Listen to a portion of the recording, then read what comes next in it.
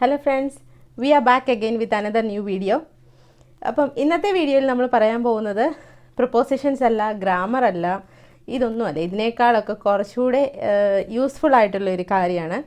Of course propositions grammar നമുക്ക് എപ്പോഴും useful ആണ്. പക്ഷേ ഇന്ന് നമ്മൾ പറയാൻ പോകുന്നത് കുറച്ച് യൂസേജസ്, അതായത് ഇംഗ്ലീഷിലെ കുറച്ച് ഫ്രേസസ് ആണ്. ഈ ഫ്രേസസ് നമ്മൾ അറിഞ്ഞു വെക്കുകയാണെങ്കിൽ നമുക്ക് പല സെൻറ്റൻസസും നമുക്ക് നമ്മുടെ സ്വന്തമായിട്ട് തന്നെ നമുക്ക് പറയാൻ പറ്റും.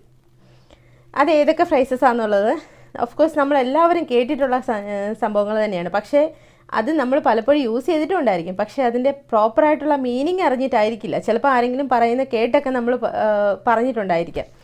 അപ്പോൾ നമുക്കങ്ങനെ കുറച്ച് ഫ്രേസസ് ഇന്നത്തെ ക്ലാസ്സിൽ നോക്കാം. അതിൻ്റെ മീനിങ് എന്തൊക്കെയാണ്, അതെങ്ങനെയൊക്കെയുള്ള സിറ്റുവേഷൻസിലാണ് നമ്മൾ യൂസ് ചെയ്യുന്നതെന്നുള്ള കാര്യമാണ് ഇന്നത്തെ ക്ലാസ്സിൽ നമ്മൾ നോക്കാൻ പോകുന്നത്. So let's move on to the video.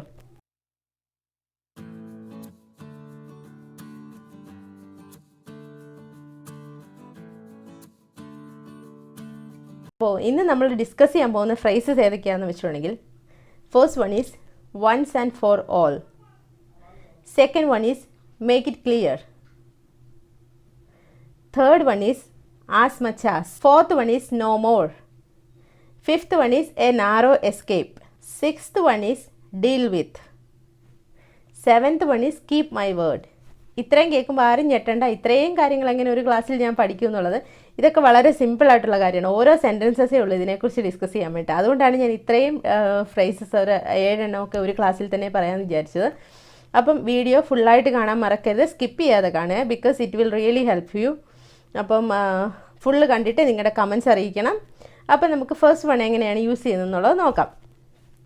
Once and for all, ഇതിൻ്റെ മീനിങ് നിങ്ങൾക്ക് കേട്ടപ്പോൾ മനസ്സിലായി കാണുമല്ലോ. എന്നേക്കുമായിട്ട്, ആത്യന്തികമായി, ദാറ്റ് മീൻസ് ഫോർ എവർ.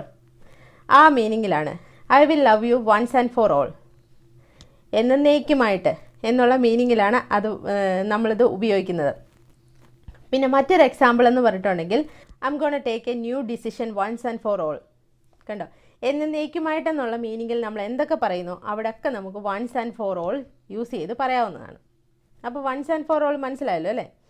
അപ്പോൾ നമുക്ക് നെക്സ്റ്റ് വൺ ഏതാണെന്ന് നോക്കാം. Make it clear. ഇത് നമ്മൾ ഒരുപാട് യൂസ് ചെയ്തിട്ടുണ്ട്, ഒരുപാട് കേട്ടിട്ടുള്ളൊരു കാര്യമാണ്. Let me make it clear to you. അങ്ങനെ നമ്മൾ ഇപ്പം പല ക്ലാസ്സുകൾ നമ്മളിപ്പോൾ അറ്റൻഡ് ചെയ്തിട്ടുണ്ടെങ്കിൽ, ഇംഗ്ലീഷിലുള്ള ക്ലാസ്സസ്, അതായത് എന്തെങ്കിലും കോളേജിലോ എവിടെയെങ്കിലുമൊക്കെ നമ്മൾ അറ്റൻഡ് ചെയ്തിട്ടുണ്ടെങ്കിൽ മിക്കവാറും നമ്മളെ പഠിപ്പിക്കുന്ന ആൾക്കാർ പറയാറുണ്ട് let me make it clear to you. അതല്ലെങ്കിൽ ഇപ്പം നമ്മുടെ ഒരു ഫ്രണ്ട് എന്തെങ്കിലും ഒരു ഡിസിഷൻ എടുക്കാൻ പോകാൻ, അതല്ലെങ്കിൽ ഇപ്പം നമ്മുടെ ഫാമിലിയിൽ നമുക്ക് എന്തെങ്കിലും നമ്മുടെ ഡിസിഷൻ എന്തെങ്കിലും പറയണമെന്നുണ്ടെങ്കിൽ നമുക്ക് ഇങ്ങനെ പറയാം, I should make it clear to you that I am going to study this course, or I must make it clear to you that I will be going to my college tomorrow. I should make it clear, or let me make it clear to you that I am not interested in this. കണ്ടോ, ഈ make it clear ഒരുപാട് നമുക്ക് use ചെയ്യുന്നതാണ്. അതായത് നിങ്ങൾക്ക് ഞാൻ വ്യക്തമായിട്ട് പറഞ്ഞു തരുന്നു, അതായത് ക്ലിയർ ആക്കുക, ക്ലാരിഫിക്കേഷൻ കൊടുക്കുക എന്നുള്ള മീനിങ്ങിലാണ് നമ്മൾ മേക്ക് ക്ലിയർ എപ്പോഴും യൂസ് ചെയ്യുന്നത്. അപ്പം നിങ്ങൾ മേക്ക് ഇറ്റ് ക്ലിയർ പഠിച്ചു, വൺസ് ആൻഡ് ഫോർ ഓൾ പഠിച്ചു. ഇനി അടുത്തയിലേക്ക് നമുക്ക് നീങ്ങിയാലോ. As much as. As much as എന്ന് പറഞ്ഞിട്ടുണ്ടെങ്കിൽ അത്രയും തന്നെ, അതായത് രണ്ട് കമ്പാരിസണാണ് നമ്മളിത് യൂസ് ചെയ്യുന്നത്. രണ്ടിനും തമ്മിലുള്ള ഇഷ്ടം നമുക്ക് പറയാനാണ്. I love chocolates as much as I love ice creams. കണ്ടോ, ചോക്ലേറ്റ് ഇഷ്ടപ്പെടുന്നിടത്തോളം തന്നെ ഞാൻ ഐസ്ക്രീമും ഇഷ്ടപ്പെടുന്നുണ്ട്. I love my mother as much as I love my father. എൻ്റെ അച്ഛനെ ഇഷ്ടപ്പെടുന്നിടത്തോളം തന്നെ ഞാൻ എൻ്റെ അമ്മയെ ഇഷ്ടപ്പെടുന്നു. I like my brother as much as I like my sister. കണ്ടോ, അത്രയും തന്നെ എന്നുള്ള മീനിങ്ങിലാണ് നമ്മൾ ആസ് മച്ച് ആസ് യൂസ് ചെയ്യുന്നത്. ഒരു കമ്പാരിസൺ വരുന്നിടത്തൊക്കെ നമുക്ക് യൂസ് ചെയ്യാവുന്ന ഒരു കാര്യമാണ് as much as. So will see the next one. Next one is no more. No more എന്ന് പറയുമ്പം എപ്പോഴും അതൊരു നെഗറ്റീവ് കാര്യങ്ങളുടെ കൂടെയാണ് മോസ്റ്റ്ലി നോ മോർ വരാതെ, അതായത് ഇനി മുതൽ അതില്ല എന്നുള്ളൊരു മീനിങ്ങിലാണ് നോ മോർ. അതായത് you are no more my friend, I will be no more studying in this college, or he is no more, she is no more. അതായത് മരിച്ചുപോയി അല്ലെങ്കിൽ ഒരാളുടെ ഡെത്തിനെ സൂചിപ്പിക്കാൻ വേണ്ടിയിട്ടും നമ്മൾ നോ മോർ ആണ് യൂസ് ചെയ്യുന്നത്. അതുപോലെ തന്നെ ഇപ്പം നമുക്കൊരു പല സിറ്റുവേഷൻസിൽ യൂസ് ചെയ്യും. We have no more food in this house, ഇങ്ങനെ ഒരുപാട് മീനിങ്സിൽ നമുക്ക് നോ മോർ. പക്ഷേ നോ മോർ യൂഷ്വലി വരുന്ന നെഗറ്റീവാണ്. അതായത് ഇനി മുതൽ ഇല്ല, കംപ്ലീറ്റ് ആയിട്ട് തീർന്നു, അതല്ലെങ്കിൽ ഒരു ഡെത്തിനെ സൂചിപ്പിക്കാനോ ഒരു സംഭവം എൻഡായി എന്നുള്ളതിനെ സൂചിപ്പിക്കാനാണ് നമ്മൾ നോ മോർ യൂസ് ചെയ്യുന്നത്.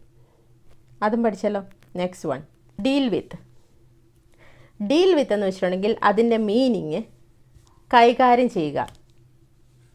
V all should learn how to deal with a tough situation. ഒരു ടഫായിട്ടുള്ള ഒരു സിറ്റുവേഷൻ എങ്ങനെ ഹാൻഡിൽ ചെയ്യണം എന്നുള്ളത് നമ്മളെല്ലാവരും അറിഞ്ഞിരിക്കണം. Okay, we should know how to deal with the bad friends or bad company, or we should know how to deal with the tough subjects for the exams. അപ്പം ഇങ്ങനെയൊക്കെയുള്ള മീനിങ്ങിലാണ് ഡീൽ വിത്ത് എന്ന് പറയുന്നത്.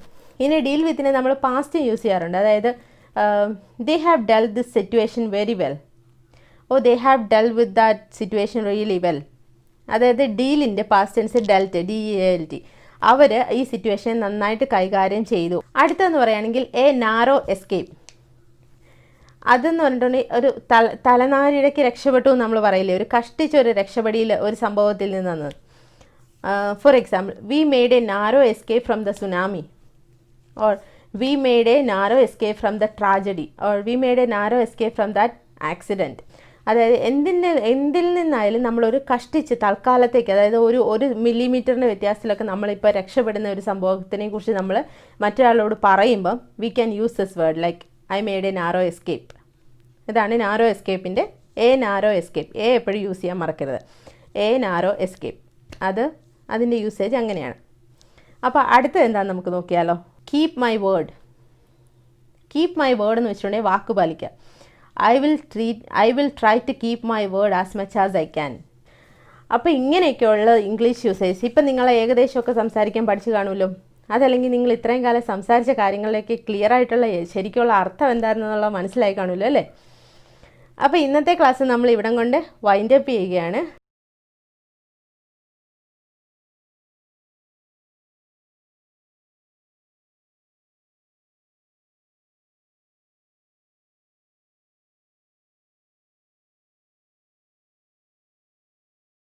അപ്പോൾ ഇനി ഒരുപാട് ഫ്രേസസ് പഠിക്കാനുണ്ട്, propositions ഉണ്ട്, grammar ഉണ്ട്. അപ്പം നിങ്ങൾ ഈ വീഡിയോസൊക്കെ സ്കിപ്പ് ചെയ്യാതെ കാണുക. ബിക്കോസ് നമ്മൾ ആദ്യം കണ്ടിട്ട് സ്കിപ്പ് ചെയ്തു, പിന്നെ ഇടയ്ക്ക് വെച്ച് കണ്ടു. ഇതെന്ന് വെച്ചിട്ടുണ്ടെങ്കിൽ നമുക്ക് മറ്റുള്ള ഒരു വ്ളോഗ് ടൈപ്പ് ഓഫ് വീഡിയോ അല്ല. ഇതൊരു ക്ലാസ് ആയതുകൊണ്ട് തന്നെ നമ്മൾ സ്കിപ്പ് ചെയ്ത് കണ്ടിട്ടുണ്ടെങ്കിൽ നമുക്ക് അതിൻ്റെ ബെനിഫിറ്റ് കുറയും. ഇപ്പം നമ്മളൊരു 100% ഇംഗ്ലീഷ് സംസാരിക്കാൻ പറ്റുന്ന ഒരാൾ സ്കിപ്പ് ചെയ്ത് കാണുമ്പോൾ അത് വെറും 40-30% മാറും. സോ നിങ്ങൾ വീഡിയോ കാണുന്നുണ്ടെങ്കിൽ നിങ്ങൾ സ്കിപ്പ് ചെയ്യാതെ കാണുക. പിന്നെ നിങ്ങളുടെ കമൻസ് അറിയിക്കുക, ഡൗട്ട്സ് എന്തെങ്കിലും ഉണ്ടെങ്കിൽ അത് മെസ്സേജ് ചെയ്യുക. അപ്പോൾ നമ്മൾ വീണ്ടും ഫ്രേസസ് ആയിട്ടോ പ്രൊപ്പോസിഷൻസുമായിട്ടോ എന്തെങ്കിലും പുതിയ ടോപ്പിക്കുമായിട്ട് നമ്മൾ വീണ്ടും അടുത്ത ക്ലാസ്സിൽ കാണും. അതുവരെ ഗുഡ് ബൈ, ടേക്ക് കെയർ.